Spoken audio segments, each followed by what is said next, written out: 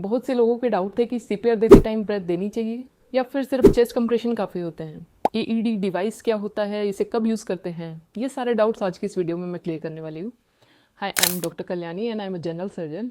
एक real life incident से influence होकर मैंने सीपीआर पे एक वीडियो बनाया था जिस पर आप लोगों से बहुत अच्छा रिस्पॉन्स मिला and I am very thankful that the purpose of that video has somehow fulfil to an extent. तो उस वीडियो के कमेंट सेक्शन में जो डाउट थे, चलो उनको थोड़ा क्लियर कर लेते हैं। सबसे पहले कंप्रेशन ओनली सीपीआर क्या होता है?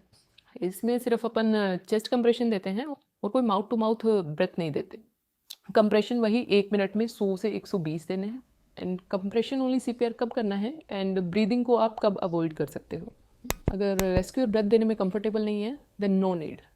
दूसरा, अगर रेस्क्यूअर अनट्रेंड है then no need to give mouth to mouth breath. तीसरा, अगर वो पर्सन आपके सामने कोलैप्स हुआ है, जैसे कहीं जिम में, ऑफिस में या सड़क पे चलते हुए आपके सामने कोई पर्सन कोलैप्स हुआ है, तो आपको ब्रेथ देने की नीड नहीं है, क्योंकि अपने लंग्स के अंदर इतनी ऑक्सीजन पहले से स्टोर होती है कि वो कम से कम 5 मिनट जस्ट अपन चेस्ट कंप्रेशन देंगे तो अपने ब्लड के अंदर जो ऑक्सीजन है वो तो ब्रेन तक पहुंचती रहेगी। इसके बाद कन्वेंशनल सीपीआर, जो मैंने अपनी सीपीआर वीडियो में बात करी थी, वो क्या होता है, उसमें अपन 1 मिनट में 100 से 120 कंप्रेशन देते हैं। हर 30 कंप्रेशन के बाद 2 माउथ टू माउथ ब्रेथ देनी है। ब्रेथ देने का तरीका मैंने बताया था आपको।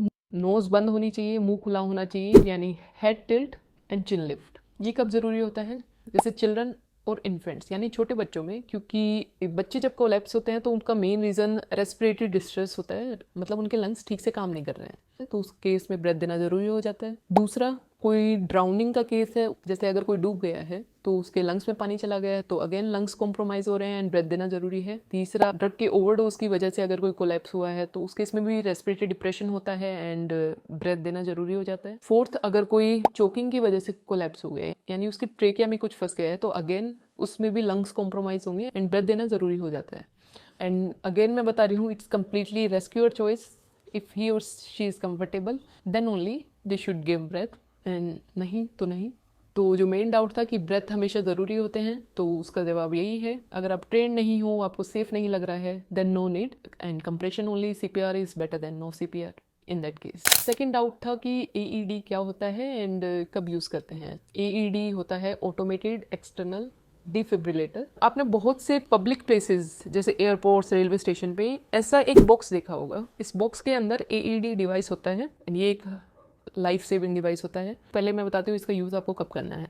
अगर आपने हेल्प के लिए कॉल भिजवा दी है एंड सीपीआर चालू कर दिया है तो एज सुन एज पॉसिबल जितना जल्दी ये डिवाइस आपके पास अवेलेबल हो जाए उतना अच्छा है। इसमें क्या होता है कि जैसे कोई कोलैप्स हुआ है एंड उसके हार्ट में अगर थोड़ी बहुत रिदम है तो इससे अपन शॉक देके उसकी रिदम को नॉर्मल करने की कोशिश कर सकते हैं अपन।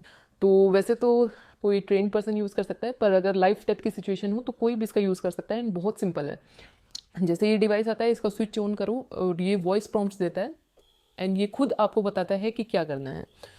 जैसे ही आपने स्विच ऑन किया, इसके अंदर 2 पैड्स होते हैं। एक आपको लगाना है उसके जो राइट कॉलर बोन है उसके नीचे, और दूसरा आपको लगाना है लेफ्ट साइड उसके निपल एरिया के नीचे। ये डिवाइस आपको खुद बताएगा कि आपको शॉक देना है या नहीं, क्योंकि ये डिटेक्ट करता है कौन सी रिदम में शॉक दिया जा सकता है, कौन सी में नहीं दिया जा सकता। तो ये आपको खुद एडवाइस करेगा कि गिव शॉक। तो बेसिकली इस तरीके से काम करता है। तो अगर आपके सीपीआर से रिलेटेड कोई भी डाउट्स हो तो मुझे बताओ। एंड बच्चों में जो सीपीआर होता है वो थोड़ा अलग होता है, वो मैं किसी और दिन बताऊंगी। तो आपके कोई भी डाउट्स हो तो इस वीडियो के नीचे कमेंट करके मुझे बताओ। ये वीडियो शेयर करो सबके साथ and thank you so much मेरी उस वीडियो को इतना अच्छा रिस्पॉन्स देने के लिए। एंड आई होप मेरी वीडियोज़ आपके लिए हमेशा हेल्पफुल रहें। Thank you, bye bye.